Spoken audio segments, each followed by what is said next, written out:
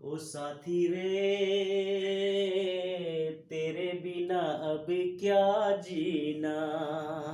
Hello दोस्तों, आप लोग कैसे हैं? Welcome back to Adarsh academy. Adarsh academy पे आप सबों का स्वागत है। आज हम क्लास 10 का हिस्ट्री को लेकर के पहला चैप्टर आए हैं, जिसका नाम है यूरोप में राष्ट्रवाद का उदय।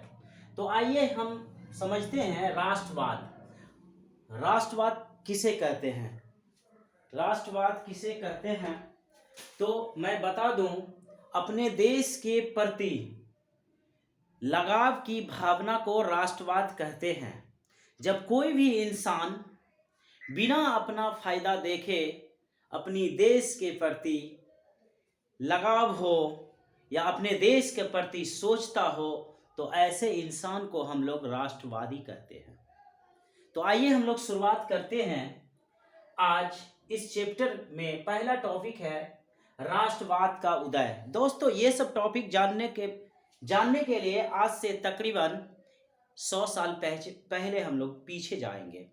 आपको जैसा पता है दोस्तों कि पहले राजा हुआ करते थे, और राजा जो है वंशावली होते थे राजा का। अगर एक राजा वो कई दफा जो है अपनी प्रजा के पर जो है शासन करते थे, आपको क्या लगता है कि राजा मर जाएगा तो क्या प्रजा को छुटकारा मिल जाएगा? नहीं जी नहीं, बिल्कुल नहीं। राजा के गुजर जाने के बाद उसका बेटा होता था, चाहे उसका बेटा कितना अयोग्य क्यों ना हो, कोई मायने नहीं रखता था, लेकिन वो राजा उसी का रिलेशन से ही आता था दोस्तों। तो मैं बात कर रहा हूं फ्रांस की क्रांति। तो कारण क्या था कि राजा जो था बहुत ही ज्यादा निरंकुश हुआ करते थे, प्रजाओं के साथ जो है बहुत दुर्व्यवहार करते थे। जैसे आपको पता है कि 1789 की क्रांति, कारण क्या था दोस्तों? कारण क्या था? राजा का तानाशाही होना, तानाशाही होना, तानाशाही होना, राजा का तानाशाही होना, और राजा का तानाशाही होना। उसके बाद जो है राजा जो है अपने कामों में व्यस्त होना, प्रजा का कोई ख्याल न रखना, ये था। और फ्रांस में जो है ये पहला जो है ये हुआ, घटना घटी। और वो कब घटी? 1799 में। आइए हम लोग दूसरा टॉपिक में बात कर रहे हैं, फ्रांस में राष्ट्रवाद। ये फ्रांस में राष्ट्रवाद क्या है कि 1789 की क्रांति जो हुई थी, इस क्रांति से ऐसा माना जाता है कि फ्रांस के तमाम युवा वर्ग को, तमाम नागरिकों को राष्ट्रवाद की भावना फैलाने में अहम रोल रहा। और वहां का जो शासक था वो था बोर्बो राजवंश। ये राजवंश क्या होता है? जैसे कि आपको पता है कि भारत में मुगल वंश अपना नींव कायम किया, मुगल वंश अपना राजवंश को रखा, ठीक है। उसके बाद उसका जो राजा थे वो था लुईस 16वां। लुईस 16वां ऐसा खतरनाक राजा थे जो कि अपने कामों में व्यस्त रहते थे, प्रजा की कोई देख रेख नहीं करते थे। और राजा कैसा था दोस्तों? वो था तानाशाही, जो कि तानाशाही जो है 1789 की क्रांति में तानाशाही क्या हुआ? समाप्त हो गया। कहने का मतलब राजतंत्र को समाप्त किया गया। उसके बाद कहता है कि क्रांति के समय किए गए कार्य। तो आपको पता है कि दोस्तों कि क्रांति के समय किए गए जो कार्य थे, सामूहिक रूप से भावना बढ़ाने का जो है प्रयास किया गया। लोगों में जो है जा जा करके भावना को जगाने का काम किया, और लोगों को लगा कि ये मेरा पितृभूमि है, अर्थात ये पिता की भूमि है, और ये मैं यहाँ की नागरिक हूँ। ये हमारी जिम्मेदारी बनती है कि हम अपनी मिट्टी की रक्षा कैसे करें। तो आइए हम लोग बात कर रहे हैं फिर समान झंडा। चूंकि एक्चुअली जो है जर्मनी उस समय 40 टुकड़ों में जो है कबीले में बटा हुआ करते थे, प्रत्येक कबीले का अपना अपना झंडा होता था। तो क्रांति के बाद किए गए कार्य जो है, सबसे पहले जब क्रांति हुई 1789, उसके बाद जो दोस्तों एक नया संविधान बनाया। ये संविधान क्या होता है? संविधान एक ऐसा कानून या एक ऐसा दस्तावेज है जिसके सहारे देश चलता हो। सभी को समान अवसर या अधिकार दिया गया। जो पहले जो क्रांति से पूर्व जो रूल लागू किया गया था, बड़ों को कुछ अलग अधिकार था, अमीरों को कुछ अलग अधिकार था, औरों के लिए कुछ अलग अधिकार था, तो उस अधिकार को जो है पूरी तरह से समाप्त कर दिया और समान अधिकार लागू किया गया।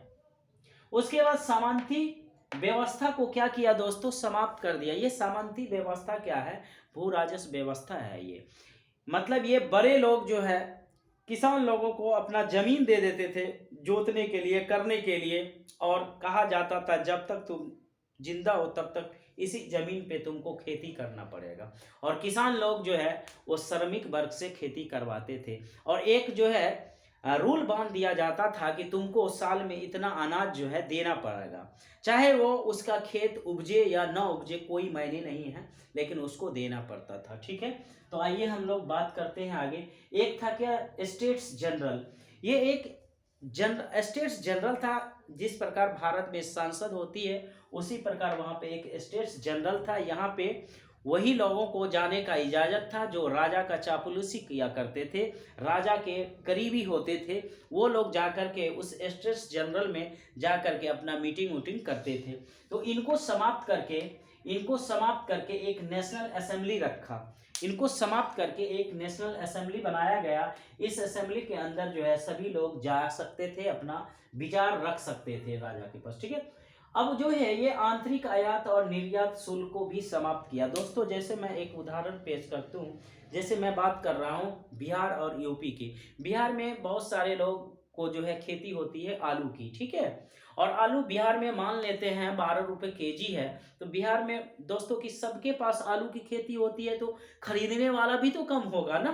तो यहाँ पे क्या होगा कि बहुत कम लोग आलू खरीदेंगे। लेकिन अगर पड़ोसी राज्य उत्तर प्रदेश की मैं बात करूं तो उत्तर प्रदेश में आलू जो है बिक रहा है 14 रुपये केजी। तो सभी व्यापारी जो है बिहार वाला सोचेगा कि मैं उत्तर प्रदेश में जाकर के अपना जो है आलू को बेचूं।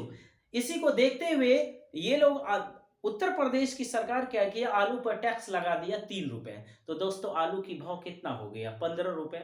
आलू बिहार में कितना बिक रहा है, 12 रुपए। ठीक है, आप उत्तर प्रदेश में कितना बिक रहा है, 14 रुपए। कहने का मतलब है कि उत्तर प्रदेश में बेचने पर 1 रुपए ज्यादा पड़ रहा है, तो फिर व्यापारी जो है बिहार में ही क्यों नहीं बेचे कि ताकि टैक्स। तो वही जो है दोस्तों ये आंतरिक आयात और निर्यात शुल्क को जो है ये समाप्त किया और सभी जगह समान रूप से शुल्क को लागू किया। ठीक है, आगे हम लोग बात करेंगे। उसके बाद जो नाप तोल की नई पद्धति को जो है लागू किया। कहीं का जो बाट का इस्तेमाल होता था, कहीं 900 ग्राम का तो कहीं 800 ग्राम का, तो उस बाट को समाप्त करके एक ही नाप का जो प्रणाली को लागू किया।